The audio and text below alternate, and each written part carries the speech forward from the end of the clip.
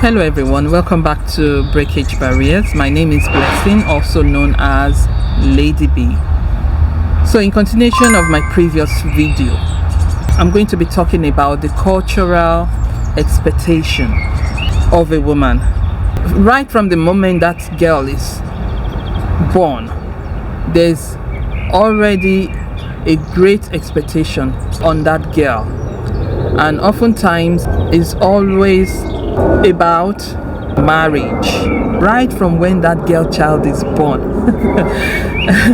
the girl child starts being groomed right from birth for marriage. And for every culture, depending on what part of the earth that child is born into, some cultures are a bit bearable and some cultures are not as much bearable. So in some cultures, the girl child, right from the age of 7, 8, 9, that girl child is already being groomed to marry a certain person. So the expectation for the girl child is not that of going out there to make a good life of herself in terms of creating wealth. Depending on the culture that you're born in, so that by the time that girl child is 14, 15, teenage years, that girl child must be portraying behavior of a good wife. If not, then that girl child will be termed as a problem. Then you see the mother being concerned for the girl child, because there's also pressure on the mothers to prep the girl child for marriage. So if that girl child is not properly prepped, then the mothers are always blamed. Meanwhile, it's supposed to be both responsibility of the mother and the father, but it's usually the mother that takes the blame for the failure of the children.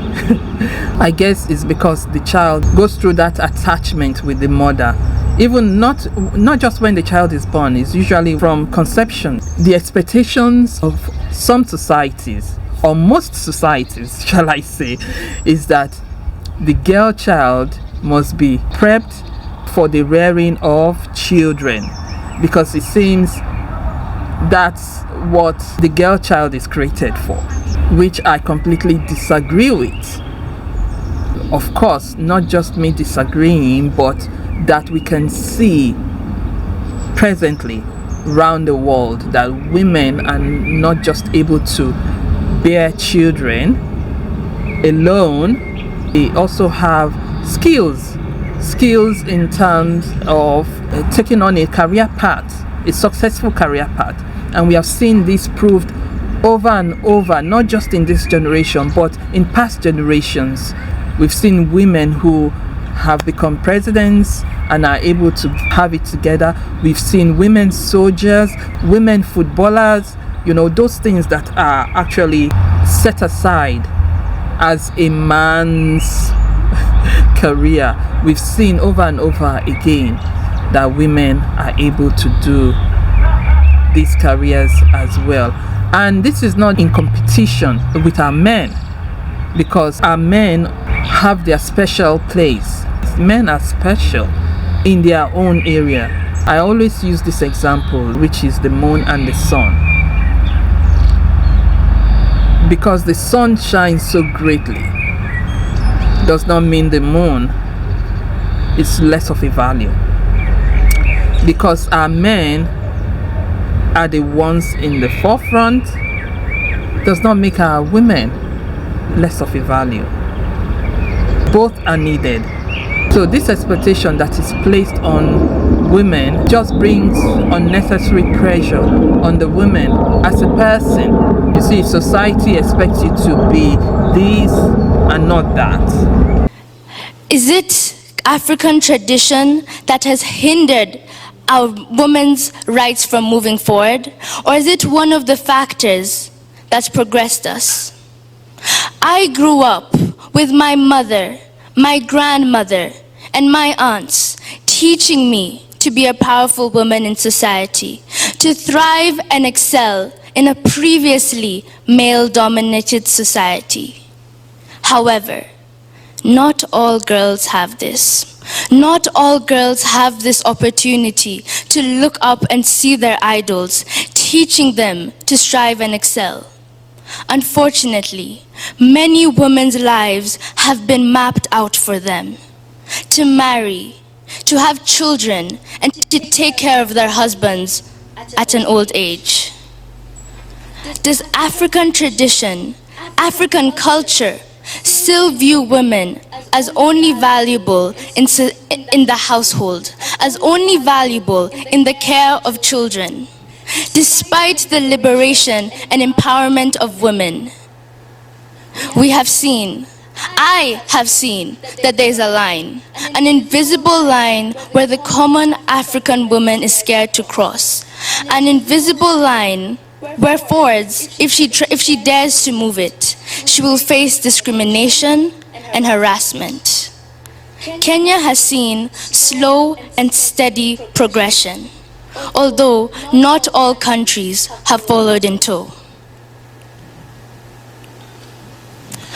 A country like Uganda, we saw the Anti-Pornography Act being placed in 2014, commonly dubbed as the miniskirt ban. Their own ethics minister stated, any woman wearing a dress or skirt above the knees should be arrested. Is this the sense of male dominancy? Is this the sense of male supremacy? That they have to control what a woman is wearing? Is this the sense that a woman has no common sense or knowledge or even to think for herself to deem what she's wearing inappropriate or inappropriate? It's not only that we have seen the sense of male supremacy and dominance being shown. We have seen through FGM, women who refuse to involve themselves or their children in it have been dubbed as immoral, irresponsible, and imitators of Western culture. Why is it that when a woman is trying to assert her opinion, assert her own dominance, she's demonized for it? Is this society and men trying to hush up women so they subjectively follow into the tradition that affects them in their health and in their well-being? This tradition has been there to put into the control of women's bodies. This tradition is meant to stop girls and women from being too promiscuous in order to find a proper husband. Now, let's take a step back to this time when women had power and women had privilege, to the time where elder women had a say in what happened in the community, to a time when women were just involved outside the home in long-distance trade. However, colonialism, European colonists sunk their fangs into African culture. They brought us their food. They brought us their religion. And what they subtly brought was the concepts and standards of what they believed a woman should be. They brought the concept of the Victorian woman. Who was she? She was to provide for her husband a clean home, to provide for him food, and to take care of the children. African women soon felt, because of the standard that was now being applied on them, the effects of it.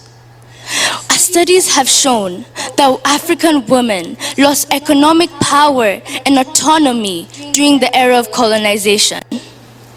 They have shown that women, since their men went off to their cities to work and they were stuck in coffee, tea, and cotton plantations, working harder and earning less, it created a sense of reliance and dependence among the African woman and her husband.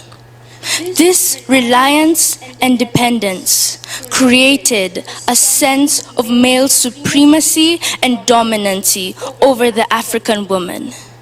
This created the point where the African woman soon felt to lose her identity.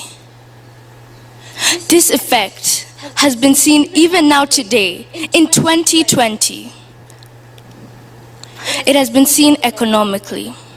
Studies have shown that women account for nearly half of Africa's smallhold farmers. And they produce 70 to 80% of our continent's food. Yet, they own less than 20% of this land. And 65% of land in Kenya is governed by customary law.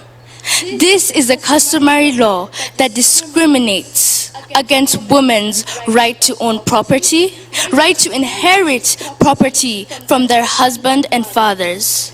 It discriminates and oppresses women till today. In fact, when I was growing up, I could remember in my day and time being a girl in Nigeria and putting on what is called trousers in Nigeria. You were seen as a prostitute.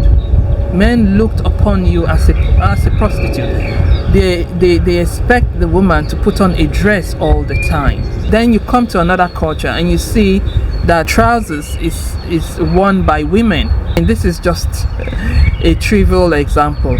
Thank you so much for watching. I'll get to see you some other time. Take care now. Bye.